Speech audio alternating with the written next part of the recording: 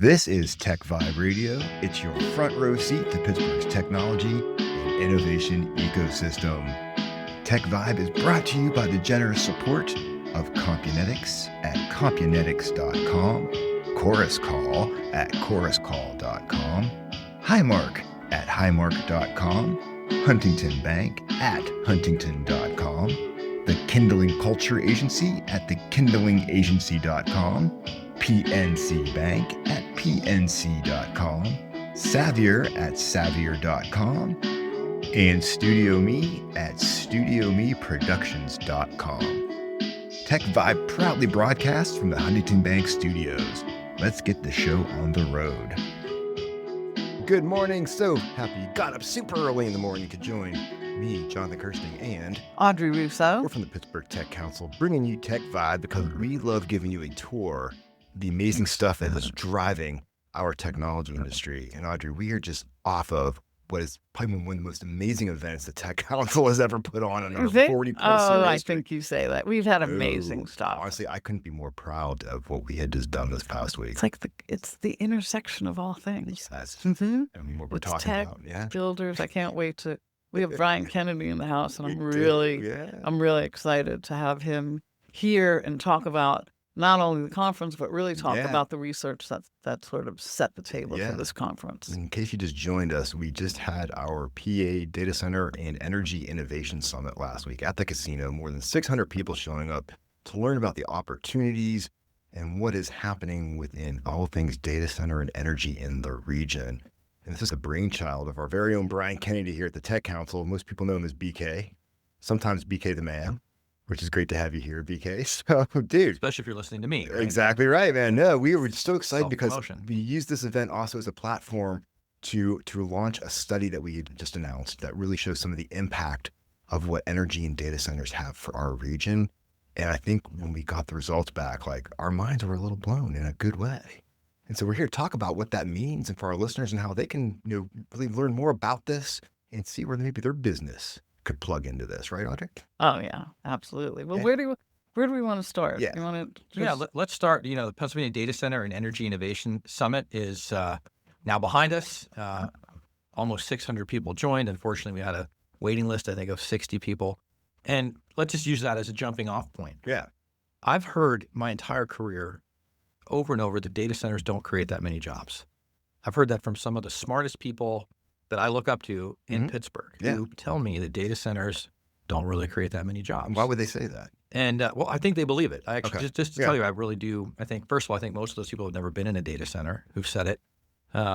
Very few people in Pennsylvania have had the opportunity to visit a data center, and is to more importantly visit the parking lot of a data center, right? The parking lot. To really understand how many people work in a data center, you need to visit the parking lot and look at the contractors. The heating, ventilation, cooling team, the plumbers, the electricians, even the security teams. There are so many. Anytime you visit a data center, there are so many architectural engineers who are necessary to run a data center. And so right on its face, we kind of know that there are definitely people who work in data centers, right? But as the Tech Council started exploring data centers, we started meeting companies that we'd never heard of. We started having people join the Tech Council that we didn't even know existed. And in fact, you have 600 people come to an event in the city of Pittsburgh. That's pretty big, pretty sizable crowd, right? Yeah. So, this idea that data centers don't create jobs, coupled with all of the interest that we start hearing from our member companies, all the things we're seeing, we're sitting right now in Pittsburgh's largest data center at Nova Place, right? It's a story of renewal. Like so many other data centers coming to Western PA, we're sitting in what I thought was one of the ugliest buildings in Pittsburgh before we moved here. It's beautiful. An old shopping mall, right? And it failed. And as with many old shopping malls, it could have gone a couple directions. Could have been an eyesore for 30 years and gone bankrupt and had to force the public to tear it down and redevelop the territory. Instead, they packed this building with data centers. And if you come visit us today, I'd have to convince you that was the case. Because you've been told that data centers are really loud and you'd be looking for all the noise. Well, we have a data center right below our feet. Like literally. In the Huntington Bank studios, I think right underneath us is part of Expedient's data center. Right? No joke. We've got their HVAC on our roof. Yes. And we have another data center on our on our back wall, right, on our north wall, and there's 2 other data centers in this building. Exactly. And I'm not making it up. If you come to visit today, you wouldn't hear it. You don't see billions of gallons of water being boiled off the ceilings, boiled off the roof. So a lot of these things that I kept hearing about data centers just kept ringing less true and less true. But then I started visiting our manufacturing members, and this is really where things pop, right? When you think about the things that are necessary to make data centers go. What we said at the Data Center and Energy Innovation Summit was that data centers are really just a giant electrical problem wrapped in a real estate solution. I love one. Right? I love that. Yeah. And the reality is that's true, right? You have to generate electricity, you have to transmit electricity, sometimes you have to store electricity, and you certainly have to use electricity, and then you have to offset the heat that all of that electricity makes. And here's why that sounds like a giant problem, and that's great, right? The bigger the problem, the better for Pittsburgh. Because the energy grid that we're talking about was invented right here by George Westinghouse, who built his empire of lights and at one point became one of the largest employers in the United States. And I think a lot of people falsely think that Westinghouse is gone. He's all over the place. Westinghouse's legacy is all over Western PA. It's Absolutely. just not called Westinghouse in every case. Now, let's talk about some of the examples. Westinghouse Electric, let's start with that because it has Westinghouse in the name. Westinghouse Electric has seen a new lease on life. They just signed an $80 billion contract for 10 new nuclear reactors, almost all of which are related to data center demand somewhere in the country. So we have a Butler County employee about to bring in $80 billion of revenue going after a data center problem.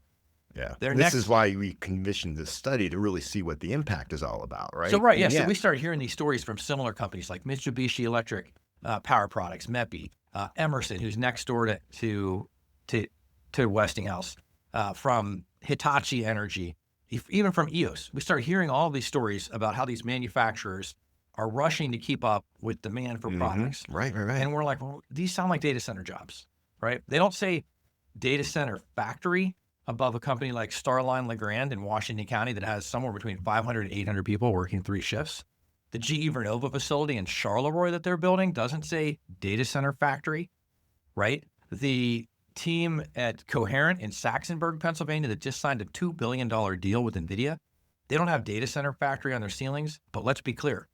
Every one of those manufacturers is exactly that. They are manufacturing components for data centers. They are rebuilding the nation's energy grid for the first time in decades, putting money into the energy grid. So so our study really, and we did this, by the way, in partnership with the Philadelphia Alliance for Capital and Technologies, making it a statewide study and with support from Buchanan Ingersoll, which we appreciate, and several others.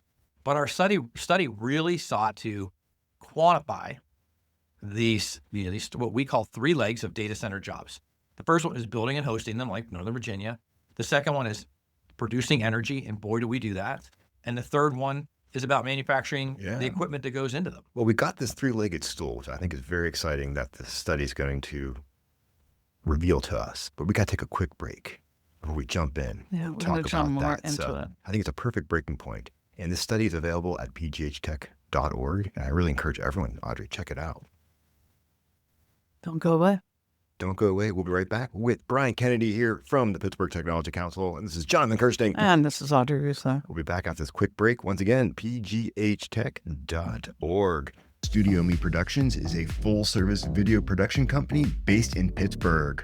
It offers custom video production services, podcast studio rentals, and communication studio build-outs. Choosing Studio Me Productions means investing in a partnership that values creativity and delivers results that exceed expectations. With a deep understanding of marketing and storytelling, Studio Me ensures your project will captivate and engage your viewers. Learn more at studiomeproductions.com. That's studiomeproductions.com. A strong work culture is the invisible force that binds employees to each other, to the company, and to their work. It's linked to better business outcomes, happier employees, and increased retention. How we work and where we work continue to evolve in almost every way, yet our human need for connection and purpose remains. Help your employees connect and thrive by evolving your culture to support your team, regardless of how or where they work. So discover how the Kindling Culture Agency can transform your company's culture at sparkssomethingbig.com. That's the Kindling Culture Agency at sparkssomethingbig.com. Compunetics is the leading developer of unified voice, video, and data collaboration and conferencing applications for the service provider, government, and unique workflow applications. The Summit Olympus and Evergreen platforms, driven by their encrypted user interfaces, enable powerful and secure collaboration. Combined with world-class support and innovative professional services, Compunetics delivers the right solution every time. Learn more at compunetics.com. This is TechVibe Radio, your front row seat to Pittsburgh's technology and innovation economy. TechVibe is brought to you by Compunetics at compunetics.com, Chorus Call at choruscall.com, Highmark at highmark.com, Huntington Bank at huntington.com, Kindling at thekindlingagency.com, PNC Bank at pnc.com, and Savior at savior.com. TechVibe proudly broadcasts from the Huntington Bank studios. As promised, Audrey, we are back. This is Jonathan Kirsten. And this is Audrey Russo. We are with the one, the only Brian Kennedy from the Pittsburgh Technology Council as well. BK, it's great to have you here this morning. And you get us all fired up around all things with the opportunities around data center and energy on the heels of our summit with the study that we just mentioned. It's a three-legged stool where you have these findings I think are just really unique to our region. Can we jump into these? Yeah, we're super excited about this research. So yeah, the three-legged stool again is building and hosting data centers, producing power, and manufacturing the equipment that goes inside of them. Most states do one of those three things, right? And so what we're talking about in Pennsylvania is how do we do all three of those? How do we make sure that this revolution benefits everybody in every corner of Western PA? So let's talk about the one that I personally care the most about. Being from Beaver County, I care about manufacturing. And one of the things that this study revealed is that we are exporting every year today, before we've built a whole lot of data centers in Pennsylvania, we're exporting $29 billion of goods and services to just the 13 states in the PJM power grid. And those goods or services are related to data center operations. So think about the things that are in the most demand: switchgear and transformers and electrical grade steel, and even lumber. Even lumber is needed to build the data centers, but also advanced materials and new solutions, things like they're developing at Coherent in Saxonburg. So $29 billion goods and services, $14 billion of that is for raw materials and manufactured goods. There's no state in the 13 state region of PJM is even close to us in terms of our total output. This is an area that's superlative. By the way, we also export about $5 billion a year of electricity. And I got to tell you, aren't we one of the top exporters? Yeah, so we're the number one exporter of electricity in America. And like I said, it's about $5 billion worth of exports of electricity. There's a reason for that that's not good, right? There's a reason that we're exporting electricity, and that's because the power grid in Pennsylvania was built to support a manufacturing base that quite sadly doesn't exist. Interesting. anymore. So there's excess capacity because it's not being used because those factories are not where they once were. Deindustrialization, Right. Okay. risked, not only taking out the manufacturing jobs, but taking out the power jobs. And we saw that over the last 5 years.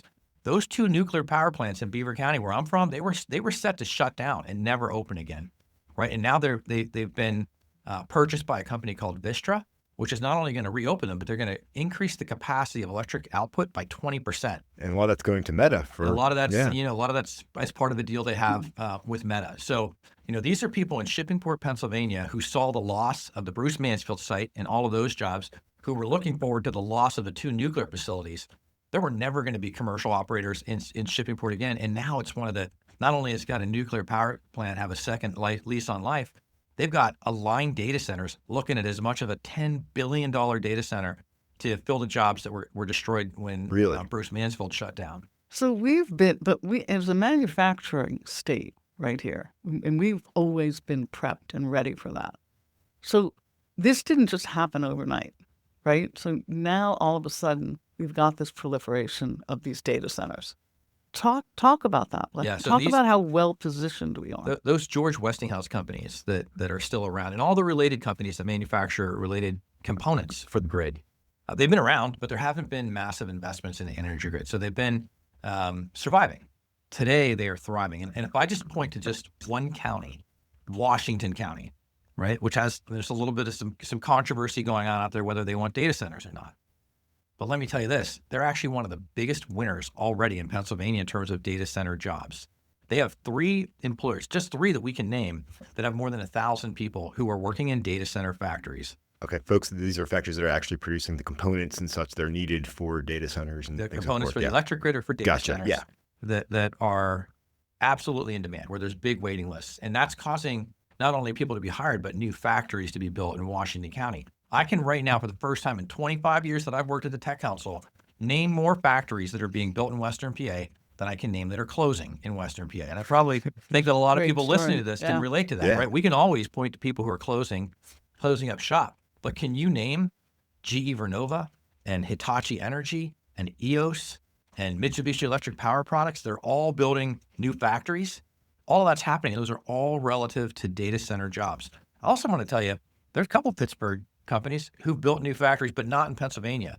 So this is very important for our economic development team that's selling Pennsylvania to understand that data centers aren't just about the big box centers that create thousands of construction jobs and thousands of operational jobs. We project that they're going to need 8,000 construction workers a year for the next decade just to build them.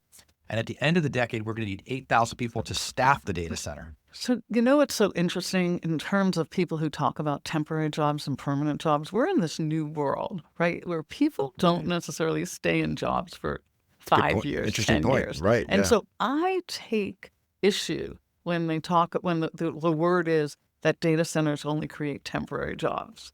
The pipeline for building is 10 to 15 years. That is not temporary. No, that is not temporary. Half a generation, and the downstream opportunities for retail and for local mom and pop. All the other stuff, that's where supports not that. Everyone's going to be, the next NVIDIA, but there are opportunities that are downstream that are so important. It's actually a very deeply insulting thing to talk to the boilermakers and the carpenters and the electrical workers and the iron workers and say, these jobs really don't matter because they're temporary. Every job that all of those tens of thousands of people work is a temporary job, right? Exactly. And as a matter of fact, the better they do their job, the faster they do their job. I'm going to tell you, as long as you guys have been here at the Tech Council, which is 28 years and 25 years or 29 years, it's temporary. I mean, I don't know where you're going to go in the next few years. You're lucky that you've been here this long. That's right. But no one... You're lucky. The trades people tell me all the time, if we do our job really well in a particular day, we're just one day closer to putting ourselves out of a job. Yeah. Exactly. Right. So that's a great analogy. They depend, and those are family sustaining jobs. And it is the people who are saying there's no jobs in data centers. It's just those temporary construction jobs are people who, quite honestly, don't make a living by picking up a hammer every day. That's right. And we're told out to work. So it's deeply insulting. It's really accusing those people of being invisible workers and not important. And I can tell you, if you say that your job's just temporary, it's no big deal to one of those unions, you're going to get a schooling. Yeah, right? Absolutely. And they've been great. They have been amazing to work with. But it's a language that's not adopted anymore across all kinds of jobs. So I really appreciate that we took the initiative to have this report.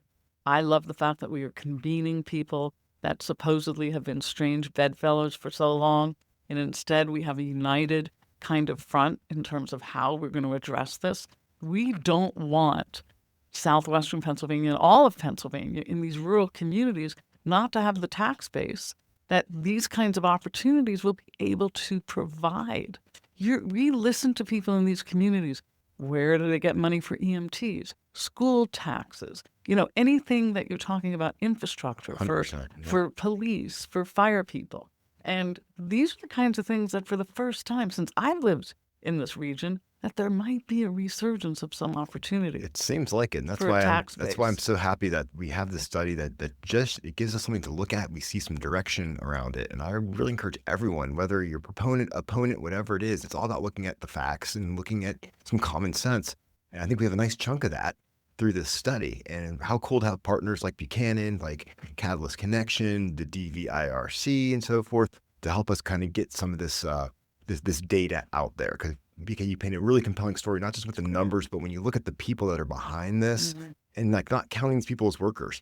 I would never tell any guy in a union that you're not really working because that's a temporary job. Are you kidding me? It's Listen, our job from here on in is to make sure when a data center is looking at building in Western PA, that they know that they're going to be hiring our workers and they're going to be using our components. Exactly. I just had the opportunity last week to take one of those large hyperscalers to go visit one of the manufacturers in Washington County. Yeah. Right? Our goal now is to make sure as much of that work that happens right here. And that's what people who are thinking about doing moratoriums on data centers really should be focused on. 100%. They should be focused on leveraging data centers to create jobs and family-sustaining careers for the people in their townships and counties. Perfect. That's where the future needs to be. I'll leave it at that, Audrey. Simply. It's great. Thank you, Brian, for joining us. Okay, love what you're doing. Thanks for being here, and congratulations on 25 years. And good stuff, man, all the way around. Hey, we'll see you next Sunday here on TechVibe, giving you that front row seat to what's happening here in Pittsburgh's tech sector. It's Jonathan Kirsting. And this is Audrey Russo. Find us at pghtech.org. Enjoy the rest of your day, everybody. Thanks for geeking out with us on TechVibe Radio. Tune in next Sunday for more tech and innovation stories right here from Pittsburgh. Get TechVibe wherever you get your podcasts and never miss a show. TechVibe is brought to you by the generous support of Compunetics at Compunetics.com, Chorus Call at ChorusCall.com, Highmark at Highmark.com, Huntington Bank at Huntington.com, the Kindling Culture Agency at TheKindlingAgency.com, PNC Bank at PNC.com, Savior at Savior.com, and Studio Me at StudioMeProductions.com. TechVibe proudly broadcasts from the Huntington Bank Studios.